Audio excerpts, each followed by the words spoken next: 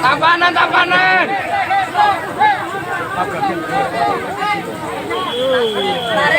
Kecelakaan maut terjadi di Jalan Raya Desa Cerih, Kecamatan Jatinegara, Kabupaten Tegal pada Minggu, tanggal 30 Mei tahun 2021.